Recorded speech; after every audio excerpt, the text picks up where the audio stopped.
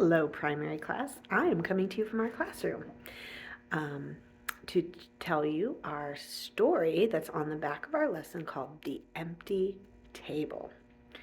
One cold day, long ago, in a faraway land called Russia, a dear grandmother was opening and closing the doors of the cupboards in her tiny kitchen. Her 3 little granddaughters were watching hopefully. Each time grandmother looked into the cupboard, she sadly shook her head.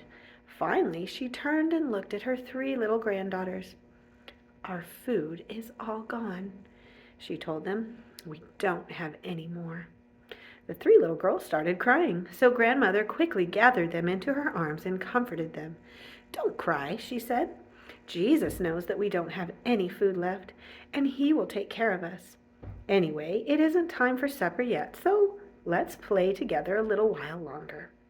The little girls trusted grandmother, and soon they were playing happily. While grandmother sat in the old rocking chair, she thought about how many things had changed in the years that had gone by. Grandmother hadn't always been poor. Once she and grandfather had plenty of money. They had a beautiful home and many animals. They had a fine son who had married a lovely lady. And they had 3 precious girls. Then a terrible war came. And grandfather died, and the enemy took away grandmother's money and took her home and her land and all of her animals.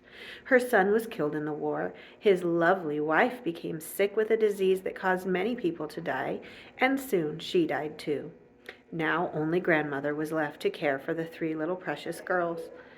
At first, grandmother had found work to earn some money. Even the little girls had helped. Sometimes they worked from morning until night, but they still had hardly enough money to buy food. Then there wasn't any more work, so there wasn't any more money. Now there wasn't any more food. It was all gone. But grandmother was a Christian, and she was sure that Jesus would help somehow. When it was time for supper, grandmother got up from the rocking chair. "Let's set the table," she told the little girls, and they obediently stopped playing. They carefully put on the tablecloth.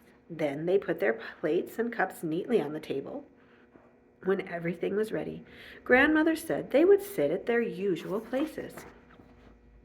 As they looked at their empty plates, one of the girls asked grandmother, "Shall we thank Jesus for our food before we see it?"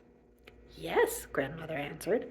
So they all bowed their heads and folded their hands, and then they thanked Jesus for the food, even though there wasn't any food in their little house.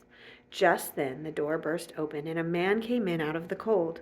He was carrying something in his arms. "What do you think I have for you?" he asked. The excited children all answered at once, "Food! You have brought us food!" As they ate supper, the man said that he had felt that they needed food, and he had walked a long way to bring it to them. As grandmother and the little girls listened, they knew that Jesus had sent the man before they had prayed. Grandmother remembered the verse in the Bible that says that Jesus is often answering our prayers even before we ask him. It's found in Isaiah 65, verse 24, if you'd like to read it for yourself. What a wonderful, loving friend Jesus is. I hope to see you all tomorrow in class.